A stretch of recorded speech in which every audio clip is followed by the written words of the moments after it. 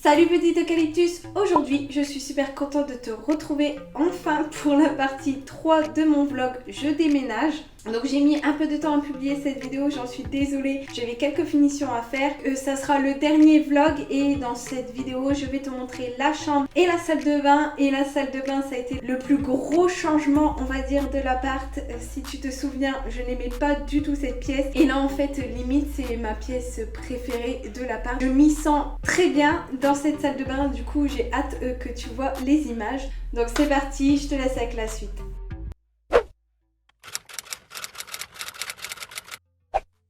Dans les vidéos précédentes, je vous avais fait la visite de l'appart, on avait monté les meubles ensemble et on avait fini par la visite de la cuisine et le séjour. Du coup, on se retrouve pour la chambre et la salle de bain. Alors, je pensais pas y arriver toute seule parce que je pensais que c'était lourd, mais en fait, non, ça va. Et de 1, il m'en reste 2 à monter. Voilà, armoire enfin finie, ça a été compliqué. Du coup, je me suis mis plein d'étagères et ça a été la misère. Parce qu'en fait, sur chaque étagère, il y a 6 petits embouts à mettre et à visser. Donc c'était super long. Mais voilà, enfin, je peux ranger mes fringues.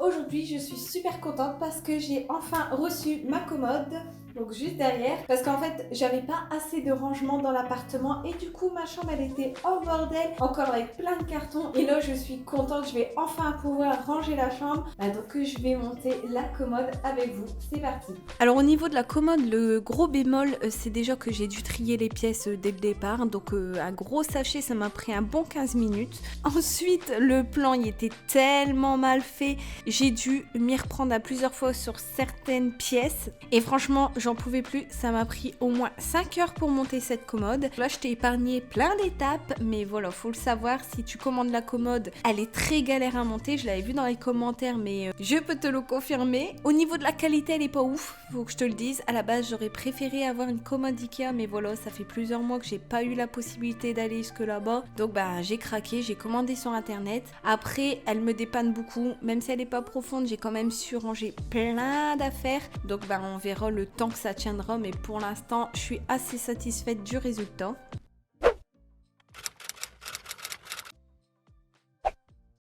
Alors dans mon appart j'ai décidé de laisser tout en blanc sauf le pan de mur derrière mon lit, j'ai décidé de le mettre en rose. Donc dans un premier temps j'utilise de la peinture rouge avec de la peinture blanche, je t'explique pourquoi après. Donc j'y mets une première couche, j'étais pas satisfaite, une deuxième couche, toujours pas satisfaite de la couleur. Du coup ce que j'ai fait c'est que j'ai racheté un autre pot. Donc je me remets au travail. Donc si tu te demandes pourquoi au début je me suis compliqué la vie, c'est tout simplement quand on m'a annoncé le confinement, je me suis empressée d'aller acheter de la peinture. Le jour-là je pouvais aller qu'à Action, du coup il y avait que de la peinture rouge, je me suis dit c'est pas grave, je vais mélanger du blanc avec du rouge, ça va le faire, mais en fait pas du tout. Et j'avais pas pensé que les magasins de bricolage pouvaient être ouverts pendant le confinement, voilà tout simplement.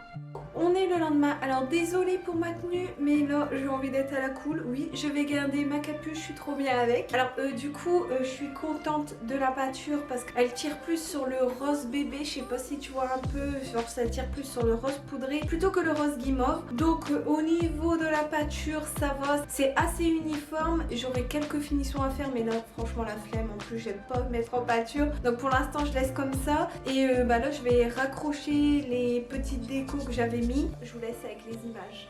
J'ai une première étagère style baroque, j'aime beaucoup le style baroque, tu verras dans ma chambre, bah, ça sera ça. Du coup il y a l'étagère et le miroir qui vont ensemble et en fait je pense que je l'avais acheté à Action il y a des années. Ensuite j'y installe ma tête de lit, donc ça je l'avais déjà dans la chambre chez ma mère et il y a un petit bouton qui se fait la malle, il faut que je le recouse. Et j'installe des petites décos sur mon étagère.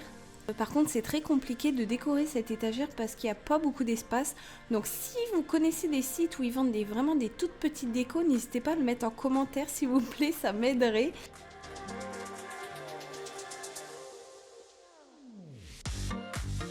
Donc ensuite je fais mon lit, il faut savoir que ça change tout le temps, j'ai plusieurs parures que j'ai depuis des années, donc voilà. Et je te mets une image des tables de nuit que j'aimerais acheter, je l'ai en tête depuis plusieurs années, donc je pense que je vais acheter ce style là. Et donc voilà ce que ça donne dans l'ensemble. Sur la commode, donc j'y ai mis pour l'instant des bijoux. Mais c'est temporaire, je compte pas ranger mes bijoux comme ça. Et en plus là, j'ai même pas tout déballé. Et voilà pour l'ensemble de la chambre. Donc il me reste encore pas mal de déco à faire, à mettre les rideaux, etc. Mais voilà ce que ça donne.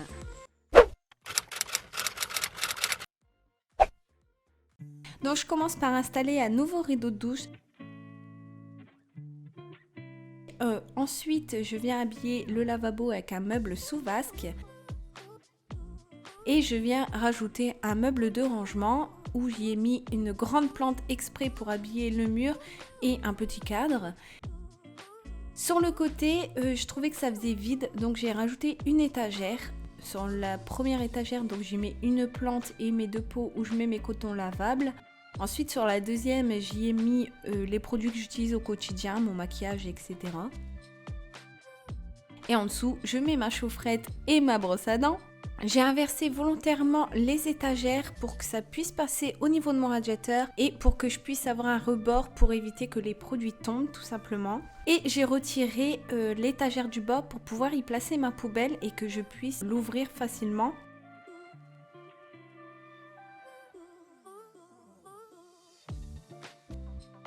Alors j'ai encore le joint du lavabo à remettre au propre. Je veux rien qui traîne, du coup je mets qu'une plante et le distributeur de savon.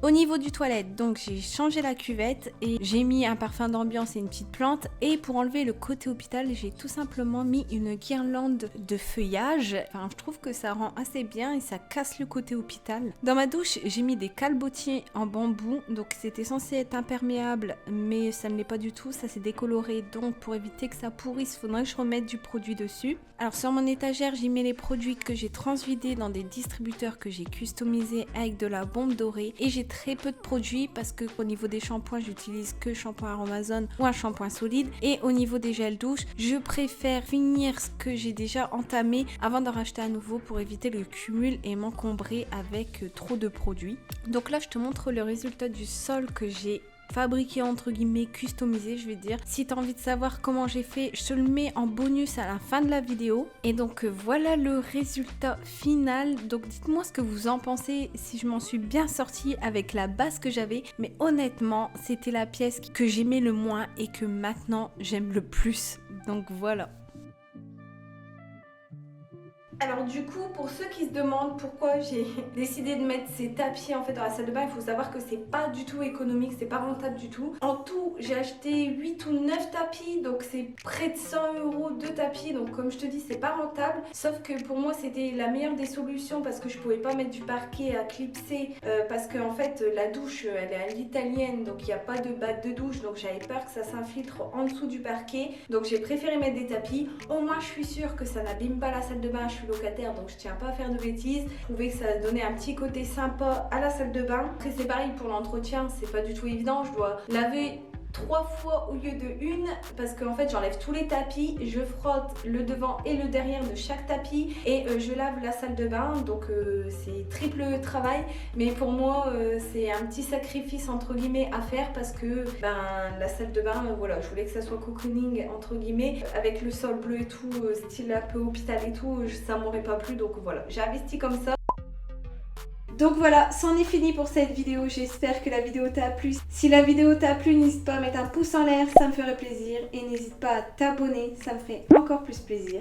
Sur ce, je te quitte, je te dis à une prochaine vidéo. Ciao, bye.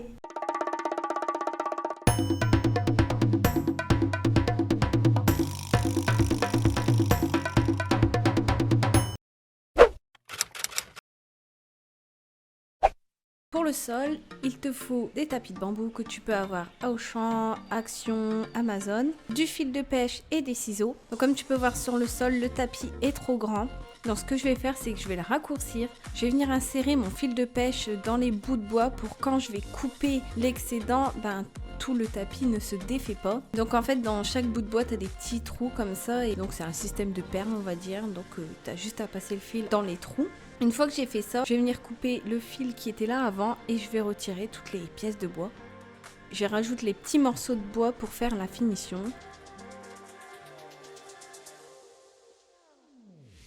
Donc voilà ce que ça donne et je vais faire la même chose pour le tapis d'en face où là il est trop grand, il faut que je le raccourcisse.